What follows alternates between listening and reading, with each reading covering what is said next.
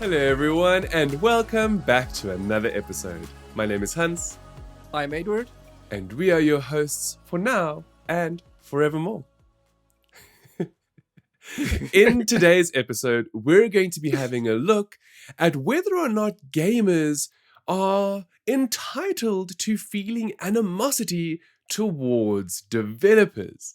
It is a little bit of a contentious issue, but Edward and I felt that it is worthy of discussion given how many developers at the moment have actually been responding to fans and gamers, and not in a good way. And what I mean by that is the developers are doing their best, but fans seemingly are overreacting to the smallest of things, like a game being pushed into a later date and then sending death threats to developers. So this is becoming somewhat of a serious issue, and so Edward and I felt that it is our turn as gaming journalists to weigh in on the topic.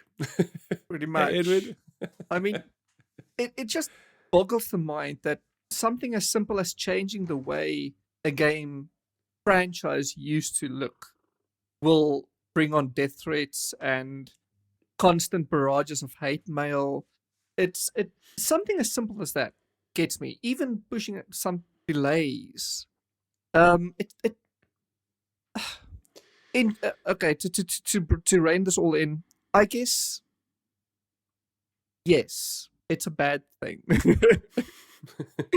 Look, That's what we're getting at. It's somewhat systemic towards Yes. the gaming industry as a whole, and this is rather unfortunate because people who are outside of the gaming industry will have heard on some level about gaming toxicity, and what that necessarily infers to is how when people are in online lobbies, the way in which they interact with each other, whether Hmm. that is through a racial slur or homophobia, or there's a variety of different things in which, for some strange reason, there are cretins out there who feel that because they have a form of anonymity provided to them through a gaming username, that they now have the opportunity to say whatever it is that they feel regardless of consequence. But of course, Hmm.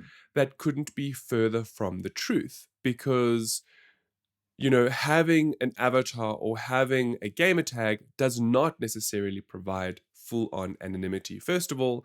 And secondly, it does belong to a greater discussion from a social psychology perspective of why people feel the need or feel the ability to speak freely, right? Yeah. And that might not be the correct term here, but to speak without worrying about consequence. And what we essentially mean by that is, within modern society, for the most part, in Western and Eastern hemispheres, we have respect for, well, we would like to hope we have respect for each human being, right? Regardless of Mm-hmm. your beliefs or how you identify, it's irrelevant. You should have love and respect for your neighbor and for the people around you. Unfortunately, of course, we live in a world where that doesn't exist unanimously. There are people out there who would choose to rather push an agenda in a certain way because of whatever belief that they have, that they believe is best above all, right? And Yeah. therefore they will try and push those beliefs onto others. And if people push back against it, then all of a sudden that's when fighting occurs, and so on and so forth. Maybe I'm being a little. I'm not trying to be purposefully vague. The reason why I'm speaking about it in such a like overarching term is because this is a very nuanced subject. It's not Yeah. black and white. It's not cut and paste. The issues that are faced within the video games industry, which we're seeing sort of filter through to social media, where developers are being attacked by gamers, has been present for decades now.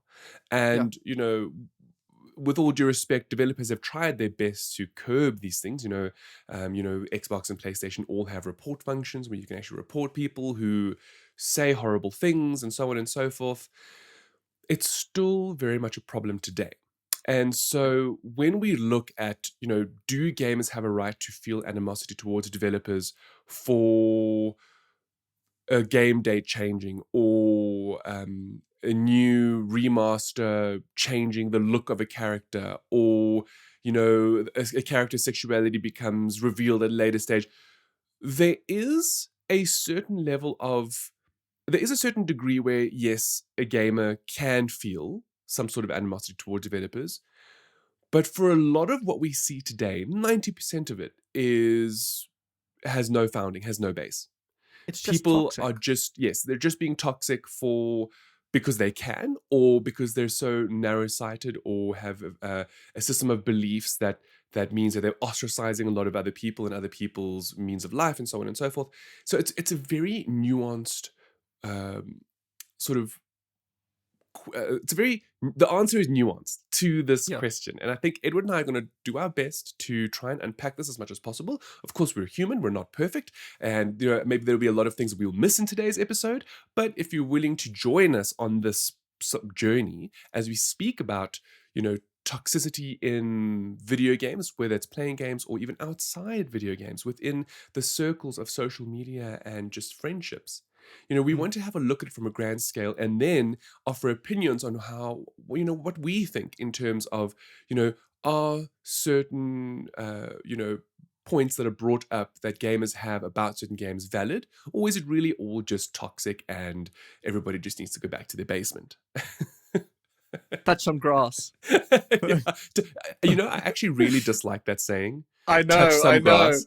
know. Can we just talk about that just for a moment? I know that this is now a bit of a derail, but it bothers me so much because when I see these, some of which are gamers as well, and I suppose it's because it's become very much a meme at this point, but the whole concept of touch some grass is actually very stereotypical towards who and what it means to be a gamer. So for the longest period of time, and actually maybe this is a good starting point of the discussion, where we can talk about what it means to be a gamer and how the stereotype has sort of evolved over time, and why today, when people try and have an opinion, it's still misconstrued. Anyway, we'll get to that. We'll get to that. So one of the biggest issues with being a video gamer, at least for the longest period of time, and thankfully that narrative has definitely changed over the last decade, but it has very much been, you are this person who lives in your parents' basement, and you're, a large and sloppy, and you don't bathe, and all you do is sit 24 hours in front of a gaming console, TV, computer, whatever it is, and you just veg and you play games. South Park did a great way of indicating and showing the stereotype of what it means to be a gamer. Now, of course, over time, that has proved to be false. Now, the reason why I said before the whole touching grass thing annoys me is very much because of this. Because what it does is, when you tell somebody, go out and touch some grass, sure, perhaps on a more modern level, you really are just being like, oh, just, go outside a little bit. Like, with the pandemic and everything, people have really been inside a lot. Okay, fine, fair enough. But it really does go back to that stereotype where you are this troll who lives in a basement, and that's all you know, and therefore you have terrible, human contact abilities, like you can't speak to people, and whatever the case is. And in my opinion, it's a very negative expression. Go and touch some grass. I could make other excuses for it, which are humorous to me, such as the fact that I have allergies, so I wouldn't want to do that. But I'm not gonna I'm not really gonna unpack it that much. I just want to have that small little saying of, it keeps that stereotype that gamers have sought to destroy for a very long time at the edge, alive and at the edge of everyone's thoughts. And for me, that makes it rather negative. That's all I really want to say about that. While you were saying that, I was thinking that I'm using the phrase really ironically, okay? But what if I start liking using it? Okay. Maybe I shouldn't then. No, I mean, look. I'm of course now unpacking it in Of terms course. of what we're talking about right now.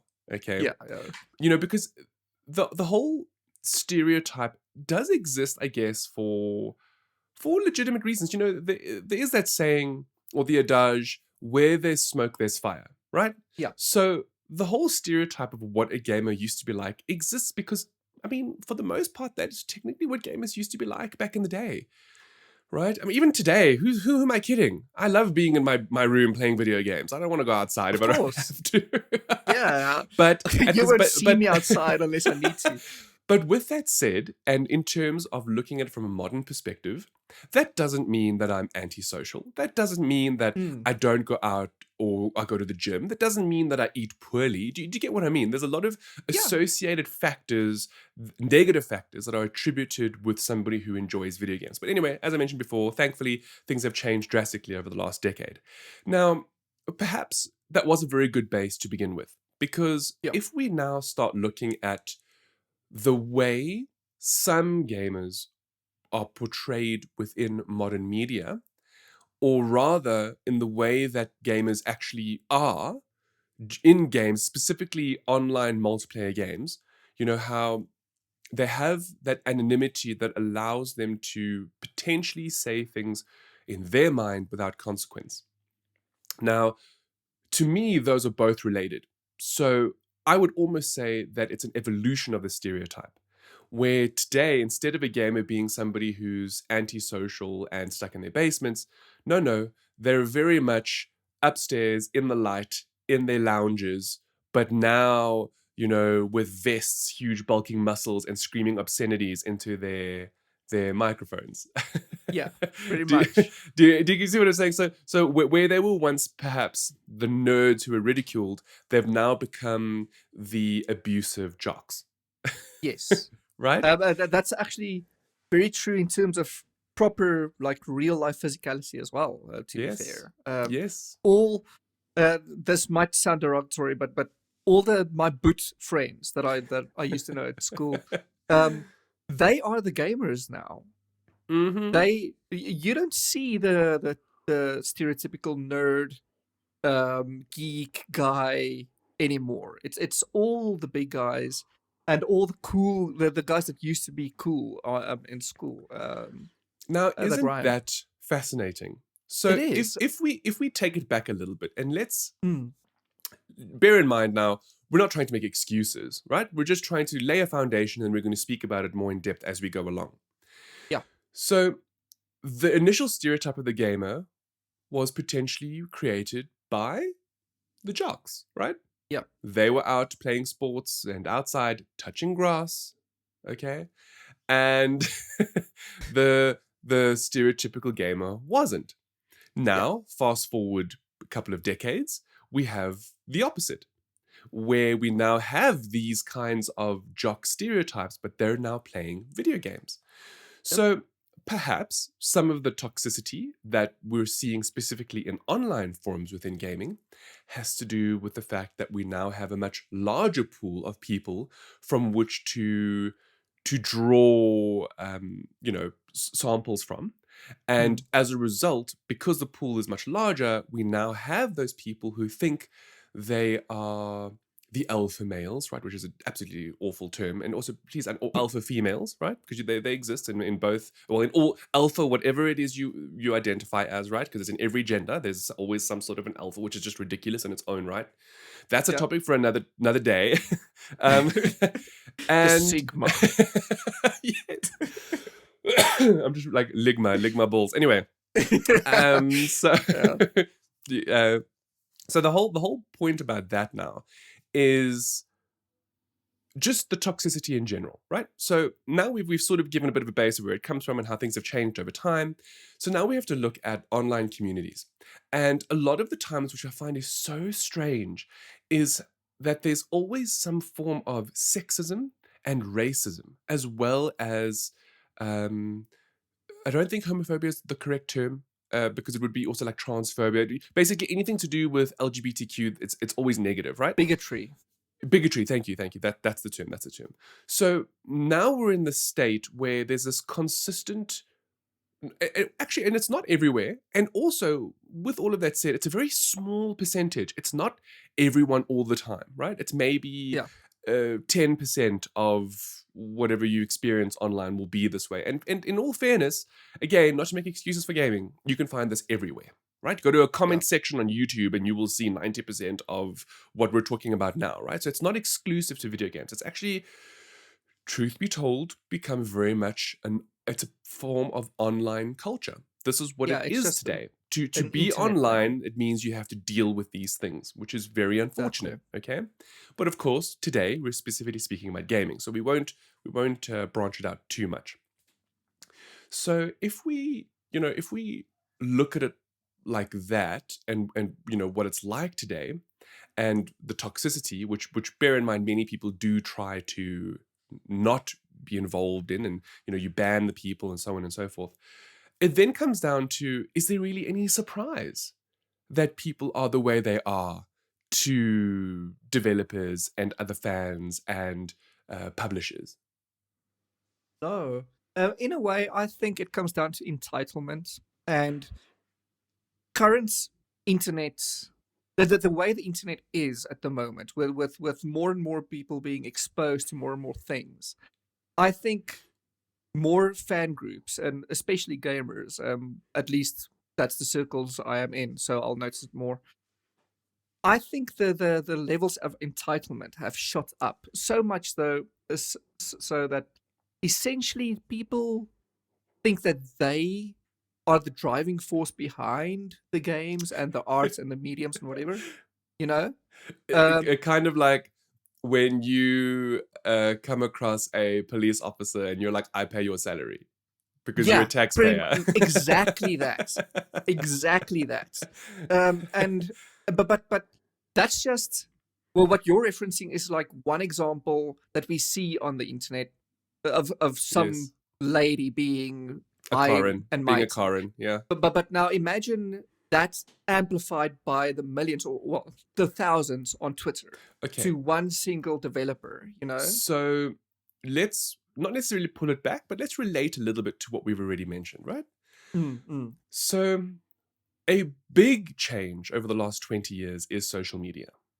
Yeah. Now, when I did my master's thesis, an interesting point of anonymity, right, was that it allowed, and specifically from a video games perspective, it allowed people to potentially open up more in terms of what they were willing to share with strangers, because they knew that they couldn't potentially be found or seen or interacted with in a face-to-face manner, right? So Exactly. it's easier to say something when the person's not directly in front of you. Yeah. Now, what was interesting about my research was that in addition to real relationships being formed, it was just that whole aspect of anonymity, and how even if you didn't know what the person looked like, how they identified, it didn't matter. All of that stuff really didn't matter. It was just the other avatar on the other end of the game that you were playing with. You could form legitimate relationships. But in addition to that, like I said, the anonymity gave them a almost like a shield that they could sort of hide behind. Now, with social media, that's very much an evolution of said shield, in my personal opinion.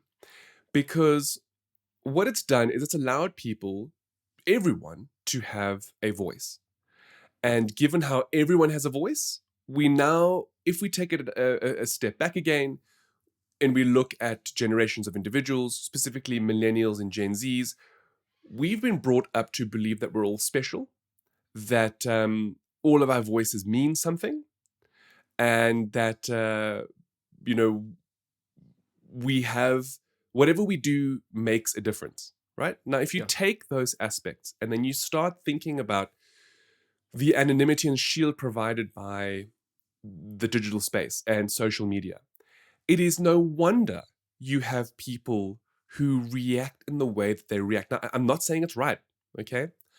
It's just that now you have an online forum where you immediately don't have to physically interact with someone, okay? So you have this shield up which allows you to potentially also maybe act in a way that is not becoming of who you are, but, you know, like a gut reaction to something. Not that that makes it right, but you get what I'm saying, right? You understand Mhm. where I'm going with this. Yeah, fully.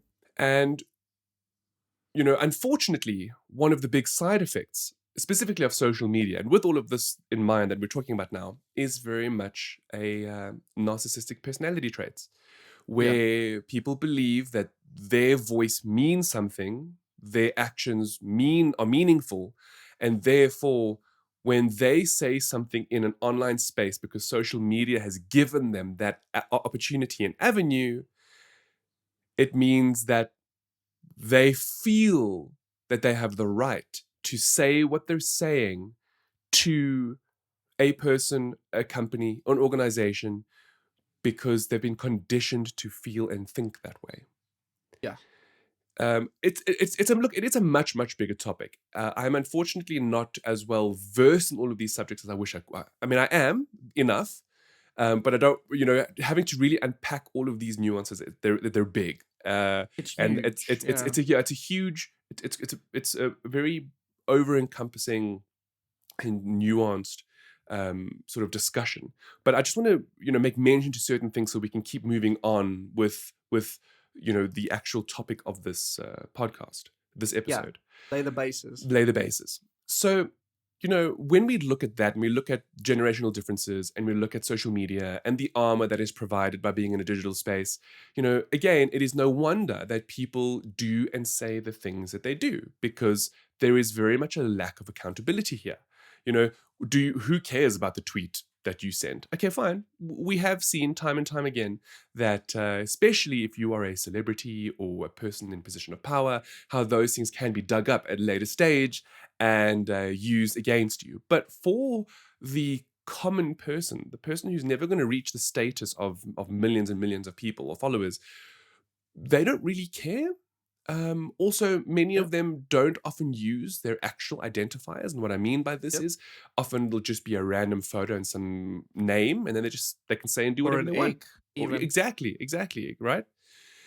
Again, this is not to say that it's right. It's just that we live in an age where people feel entitled, as Edward said, because that's really what it is. They feel entitled to give an opinion on how they're feeling, even if it was never asked for. Mm. Now, of course, this is, you know, within reason, this can be effective, you know, and it's not always toxic. Yeah? I mean, a good example, going to film, is when the entire world bullied the Sonic makers into Yes. recreating Sonic Yes. into what he Yes. should look like. That was a good example of being Okay, hold rightfully on. Yeah. entitled. So that now, isn't that's such a fascinating example to bring up, because Mm. when the studio released the footage, everyone was like, what the hell is this? That's not Sonic. Mm. That's definitely not the Sonic anybody knows from That video was games or the Walmart law Sonic. or whatever the case is, all right? Yeah. So, yes. I mean, I'm not saying the backlash was warranted, but too often, right? Especially when it comes to adaptations, which we've spoken about extensively in the past. Yep. These boomers, and I'm not hesitant to say that because I have very strong opinions on people over the age of 60 running the world. Anyway, you get these people that approve things by completely ignoring the fandom. Yeah. Now, it's not that things have to be made for the fans all the time, right?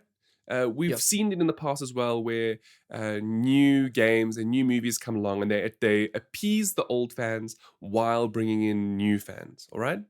But that's a very delicate balance, and that doesn't often happen. Now, Yeah. in this situation, what happened is somebody somewhere decided to just revolutionize this iconic character just because, and go forward with it. And then, of course, the world was upset about it Because it's like imagine Mario, right? Imagine taking Mario that everybody knows what he looks like with all of his games and animations and so on and so forth, and then turning him into a 6'5" Thor-like figure. And being like, Yeah. that's Mario now, and he speaks with an American accent. He's not a normal American accent. He doesn't even have his Italian twang anymore. Let me tell you, if no one would want to watch that movie, first of all, because that's not Mario. Yeah. Okay, so, again, from that perspective, the change that resulted from the unhappiness of the masses was a good one. However, what wasn't so great was how a small percentage of the masses, went to the extremes. They sent death threats to the studios. They found the artists online and tried to dox them. And, so perhaps one of the main issues here to think about or to talk about is extremism. Because the masses being unhappy with something it doesn't mean that everybody went to that extreme. It was only a very small percentage of the overall arcing populace of fans that really went to that next level. Unless, of course, we're talking about Star Wars, because everybody in Star Wars fandom is just crazy. That's a can of worms on its own. Gosh dang. So, something that I would like to just make a mention of quickly is Edward and I have spoken about this in a much earlier episode, where we spoke about Game of Thrones and how the last 2 seasons really were not very good, and there was very big fan backlash, not to the point of extremism, but just to the point of, what are you doing, HBO? Why have you done this? Okay? Yeah. And what was interesting about that backlash is that it wasn't to the point of, at least to my knowledge, of the extremism we've talked about, but it did have a cascading effect, because the individuals who were responsible for tanking Game of Thrones lost their Star Wars contracts as a result, as a direct result of the unhappy fandom. Now, bear in mind again, one can argue, but you can't please everybody. But in this particular sense, it wasn't about pleasing everybody. It was about the shortcuts they took to end a show before it should have ended, because they wanted to move on with a more appealing contract, which they ended up losing, because the moment that Disney saw what they had done, they were like, well, we don't want you to do the same to our franchise. Exactly. Okay. The thing is, they were very much warranted in the backlash that they got, in a sense. Yes. And also, it wasn't really toxic. If we're speaking about toxicity, we had lots of toxicity for Game of Thrones way before this was even a thing. Back when, that's right. when they, I remember for season 5, when the diversions just started happening, people were being you mean super toxic. when the direct book conversion stopped, when they didn't have any more. Yes. And then back then we got toxicity in the form of, oh no, you should wait, or we're gonna dox you, because if you don't wait for the book to come out, then we'll be all warmongering against you. And they went ahead, and that never happened. But of course it didn't, because it back was, then we got meaningless. Very bad hate. Exactly. Okay, so right now, so we've now, I feel personally, Edward and I have laid a pretty decent foundation of what we're talking about here. So the question again of, do gamers have a right to feel animosity towards developers? So I want to speak about that from a personal perspective. All right, I thoroughly enjoy Apex Legends. I am a huge fan. I play it almost daily. I just thoroughly enjoy the game. I have family and friends who I play with all the time, and I just really enjoy it. Yeah. But the game is so broken. It is so broken. One of the characters that I main, Aloba, has been broken the entire season. Now, generally, a season goes for about, I stand to be corrected, but I think it's 3 months. I think it's 3 months a season, okay? And she has been broken since the last season started, and we are already halfway through the season, and she hasn't been fixed. So that means that my character that I main, that I really enjoy playing, is broken. Yeah. So what am I to do? I have to either, continue playing or not play anymore. Now, I don't want to not play anymore because I enjoy the game. But then I'm now upset that a developer which earns billions of dollars, okay, Mm. not millions or hundred billions of dollars, is not fixing something simple in the game. So now the question is, do I have a right to feel upset about that? So Yeah. now, if we look at this particular game, Apex Legends, it's technically free to play.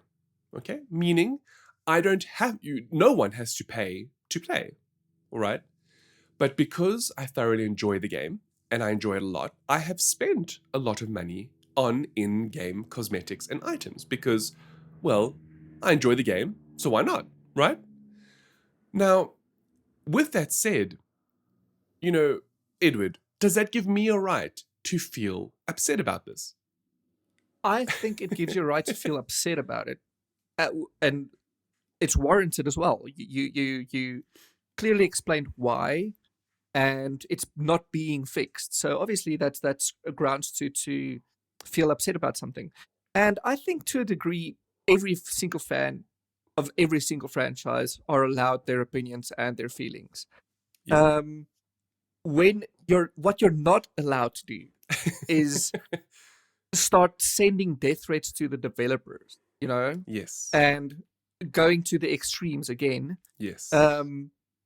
So yeah, in a way, animosity is warranted, or as long as it's warranted, I feel it's fine. So, a point could be argued where, as long as it's constructive, right? But how Yeah. many people are constructive in their criticism?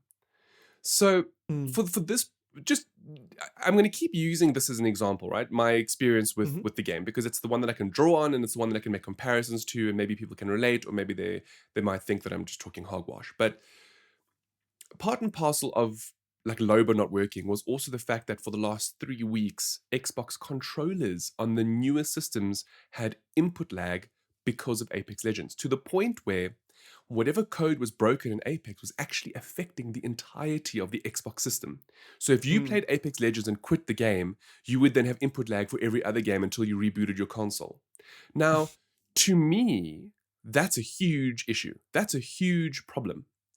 And I personally got quite upset about that. Not because the problem existed, but more so because Respawn and EA were almost completely silent on the topic. They didn't even address it to anyone. So then, if I look at it from that perspective, you can understand why that's actually incredibly anger-inducing.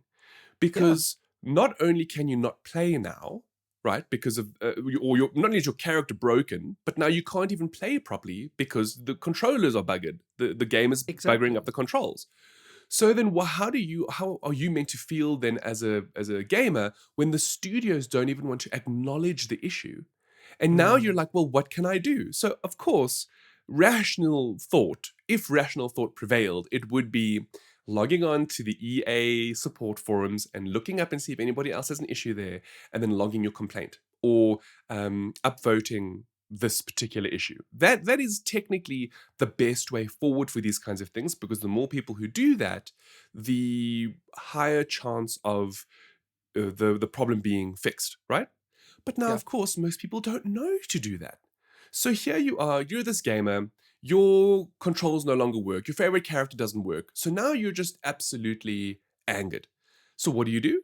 You go to social media and you complain.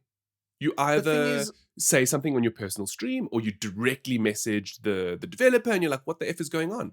Why is this not fixed yet? It's been weeks. Now, I'm not saying that's the right thing to do. I'm just saying that the layman doesn't know that there are procedures in place for almost all titles, right, with which to complain and escalate issues. Rather, what happens is people feel that these multi-million-dollar, billion-dollar companies are not listening to their particular problem, which is game breaking for the most part. In this particular situation, in this scenario, right? We will talk about what's happening with God of War and that a bit just now, but I'm talking particularly now for like legitimate problems within video games. See, my thinking behind this is the reason why the layman goes to social media first is not because they don't know. It's because it's the norm. Like, that's also very true. People have gone through the official channels and they haven't received anything back. People, Yes. and I'm not talking about just Apex now. I'm talking about way back In general, now. but also just in general. Yeah. And then because people aren't getting anything, it became people started going to social media, and then they saw fixes. And now, today, presently, it's so normal for someone to just go to the support page, the EA support or the Apex support, and just type in there, listen, what the hell, guys, what's up? I'm gonna quit my. You're actually 100% correct. And The moment you said it, I realized that's what I do. My first port of call is never mind whatever forum or website. It's let me go and look at the social media of the title or the developer and find out what's going on. Yeah.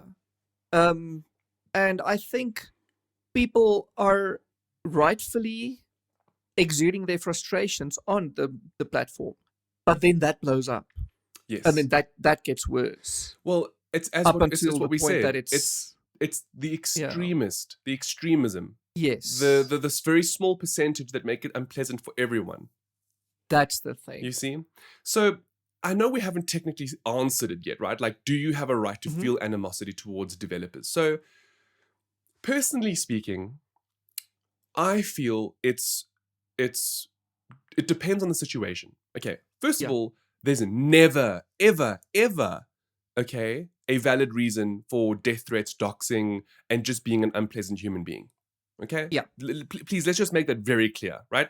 There is no time for that. Nobody cares for that. And if you do that, you're being a douchebag. Okay? Plain and simple. Don't do that. You are the problem. Okay? You are the problem. Now, for everyone else who does get a little bit angry, okay, for whatever reason you feel is valid, sure, air it, but perhaps not. I mean, don't aim it towards the people who are behind the scenes. Now, this now leads to what has recently been happening for popular titles like God of War, and there was another one, Edward. Escape from Monkey Island. Escape from Monkey Island, one. Where if we look at Escape from Monkey Island first, they released new images of the remake. Now, understand, we spoke about reboots, remasters, and remakes in a previous episode. Definitely check that out if you want to understand the differences between them and what we think about them. Anyway, it's a remake of a beloved 80s title. Now, I'm a huge fan of the original Monkey Island. I played that in the 90s when I was able to, obviously when I was learned enough to control computers and stuff, and absolutely loved the games from, all the way back in the day. And when I saw it, I was like, that's cool. Like, I'm glad they're giving it a full-on refresh, different look. Like, it doesn't matter. I mean, it's been like 30 years, right? It's okay if the game looks completely different now. Whoever expected it to still look like a DOS game really needs to just get off their high horse, because that's just ridiculous. All right. Anyway, so the whole thing apparently is they've had a lot of backlash, and now the developers have been, people have been sending death threats to them just because the game now looks different to what they thought it would look like. Now, I'm sorry to say, but that's some bullshit. Like, who are you? Okay, I know we spoke about Sonic just now, right? Where there was the beloved look of a character, and then that's different. That is different. But is it? I feel it is. The thing is, adapting Sonic into a movie. You're adapting the character, the beloved character. Okay, correct. I mean, let's put it this way: if the same logic applied to comic books, people would have been furious at DC and Marvel. No, well, the whole of Marvel. The moment they switched a superhero's costume, the moment Superman got the black costume, people should have burned down the comic book offices. Applying the same logic. Why didn't they? Yeah. Okay. And it baffles me because people are. You see, what's so interesting about this? And so I'm actually loving what you've just said. I'm loving it because we have spoken about adaptations previously, and that is right on the money. When you take a property that people love and you adapt it to a new form of media, right? Mm.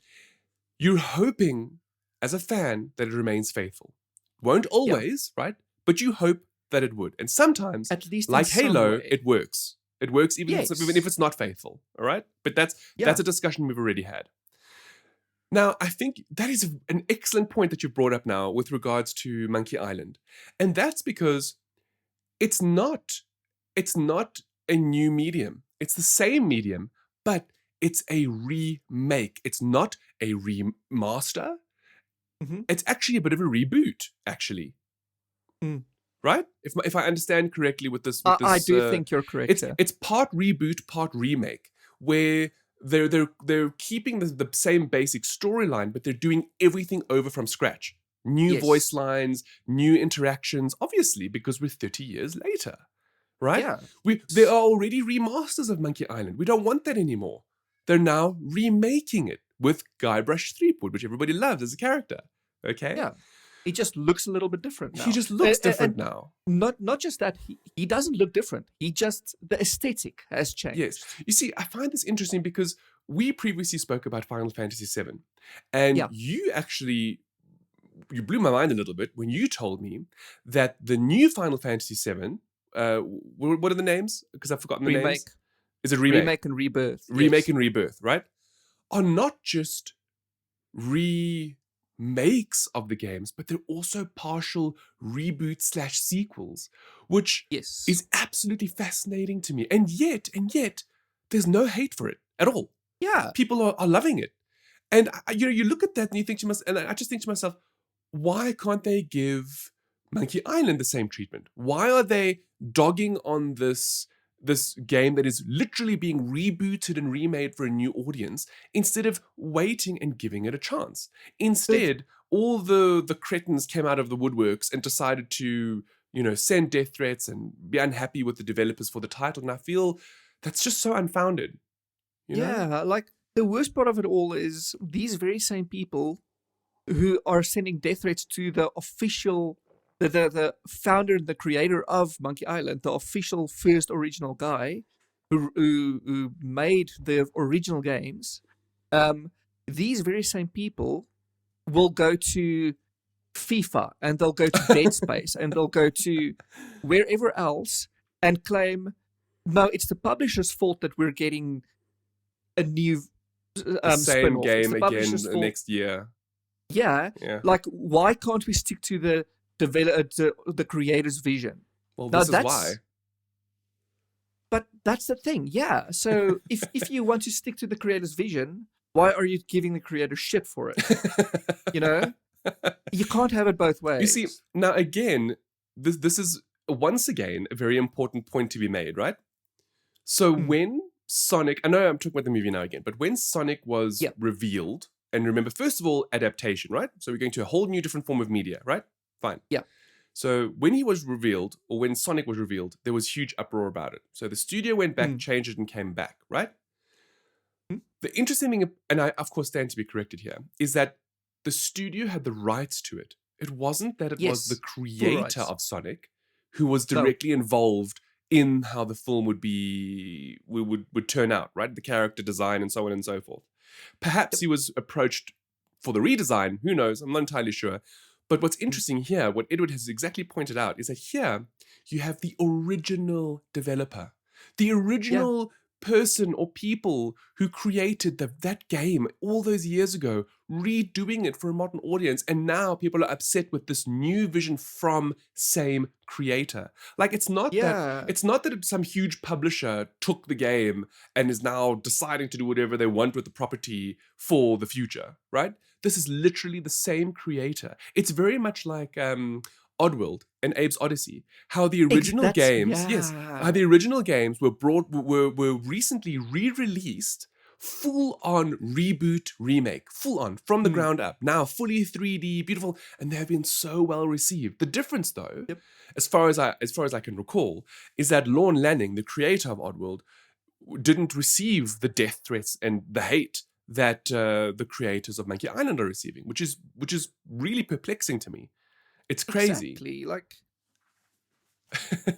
could it be a fan-based thing?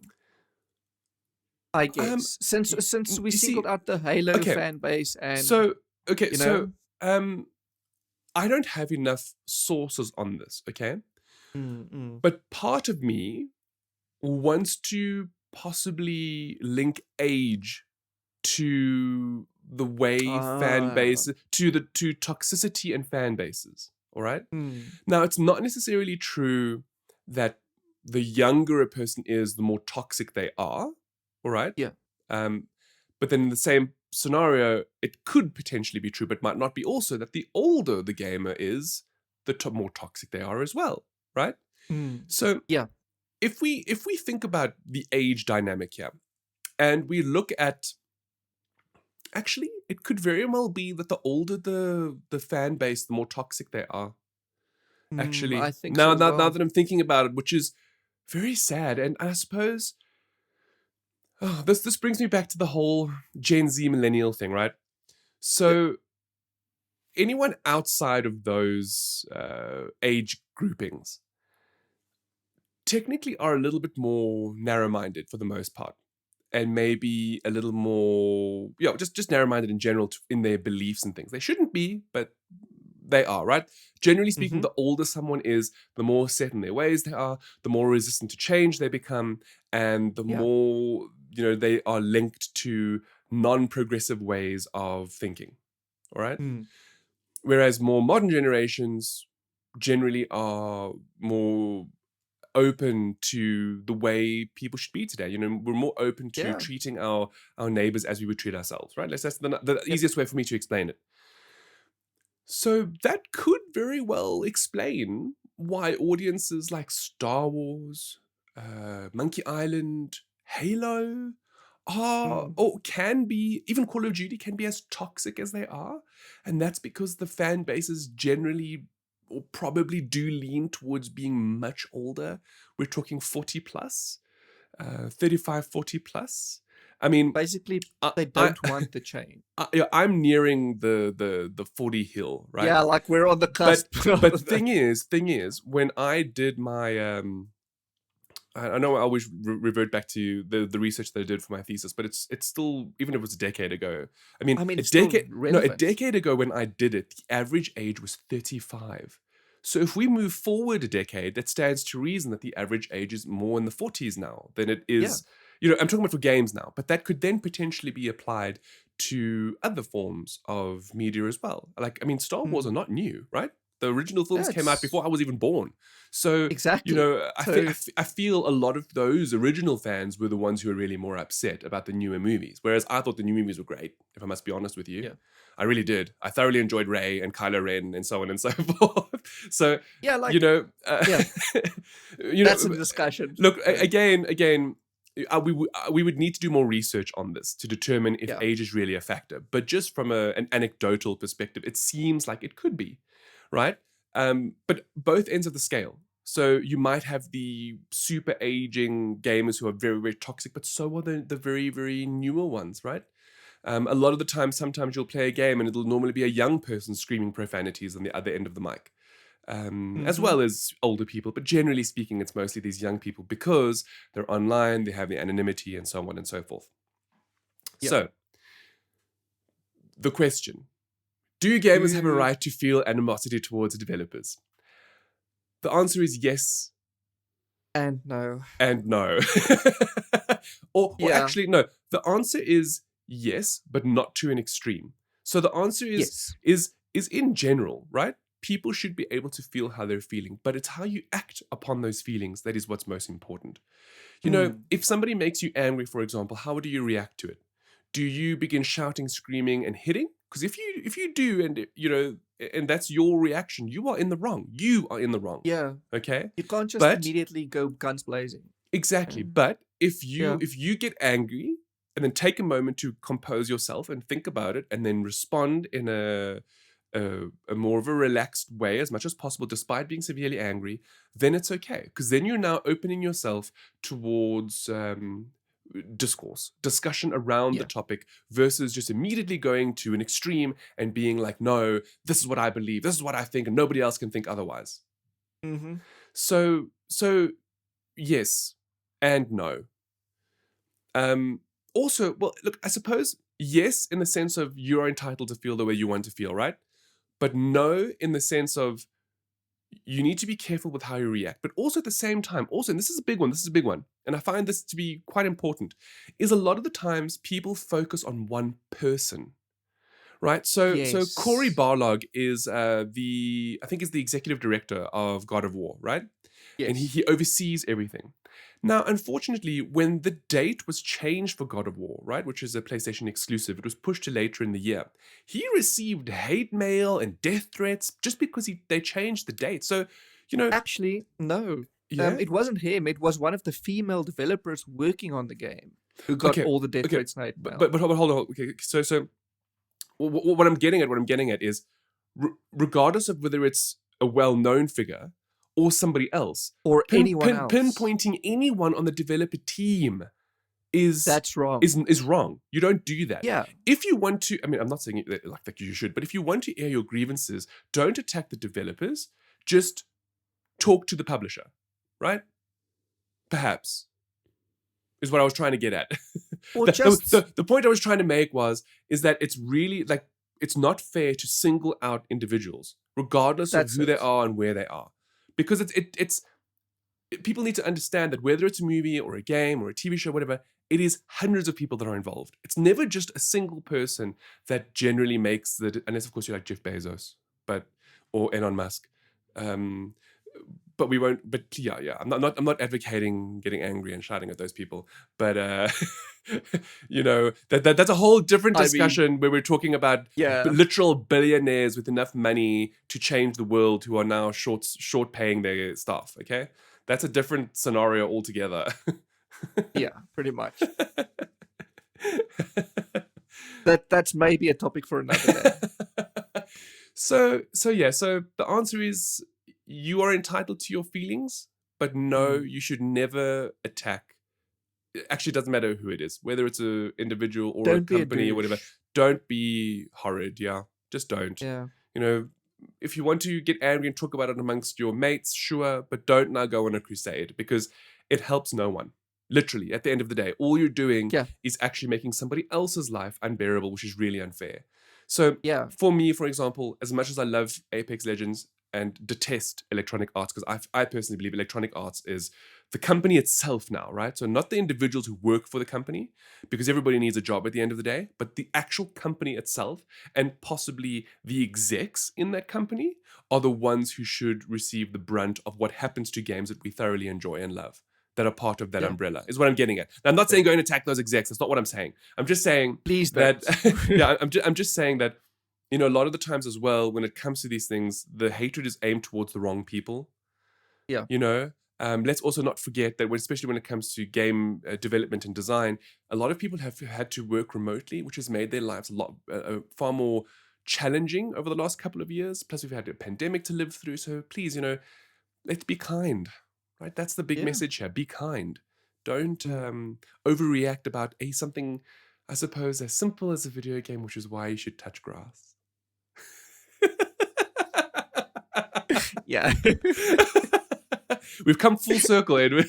I wanted to say that's a nice loop. Gosh. Edward, I'm sorry, I've been rambling for most of this episode. Is there anything you want to add?